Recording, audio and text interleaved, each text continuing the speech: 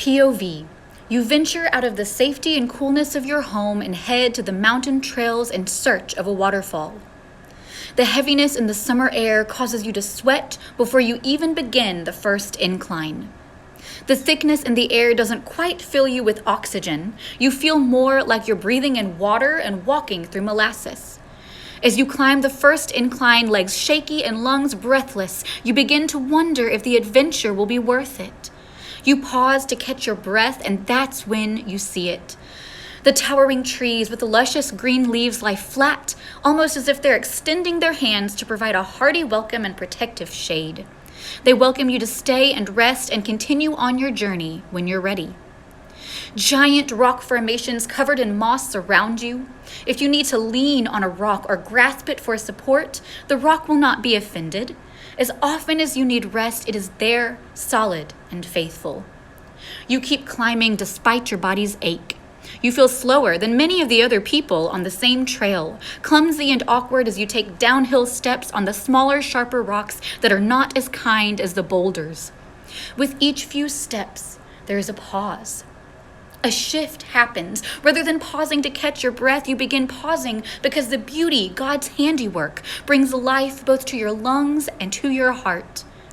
The cave formations have precious nooks perfect for the fairies to make their homes in.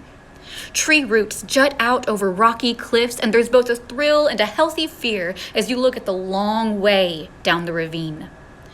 Clumsy as you are, you begin to understand that here amidst this wildlife, it's preferable to take things slow, to take each moment in and chew before you swallow.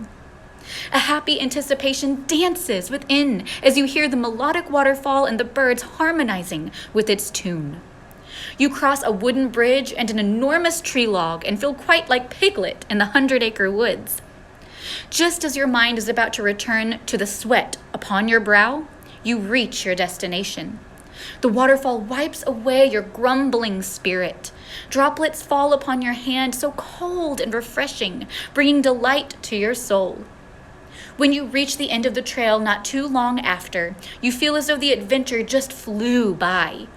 Just as the closing of a curtain after a show signifies a moment has passed and can never be attained again, at least not in the exact same way as before, all adventures, once experienced, are only left to soar in your memory as a moment in time, one scene in the novel of your life.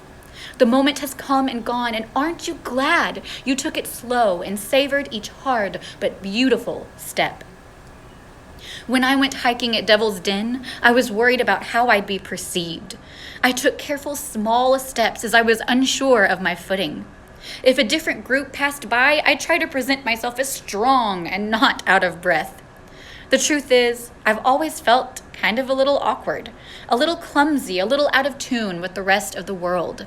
Am I blinking too much? Do I seem overly eager? Do people think I'm odd? Should I talk about this or that? How do I fit in? How can I just be normal? Oh, friends, it's time to shift that negative mindset. Because in God's eyes, we are each of us unique. He loves us and He likes us. He created each tree, rock formation, jutting root, waterfall, bird melody. He created you and me in a sea of other people, and not two of us are exactly alike. Thank goodness. Amidst the worldly pressure to conform and perform and hustle and act and look a certain way, we can pause instead and behold His beauty and His truth. We can lean upon the rock for support and rest and delight in the refreshment of His word. We can listen to and reflect upon His wisdom. His kindness is sweeter than the songs of the waterfalls and the birds. Oh, friend, it will not benefit us to worry. Each worry often causes us to rush into and rush out of the many adventures God wants us to enjoy. I think God's design in nature teaches us not to worry or rush, but to slow down, push all distractions aside, and savor each God-given moment. As my husband and I journeyed up the steep inclines, I'm thankful I traded the feeling of awkwardness for the feeling of awe-struck wonder. Now the adventure we had is written and etched into the story of my life, and it's never to be experienced in the same way again. My takeaway was not the hardship, but the wonder of how great my God is.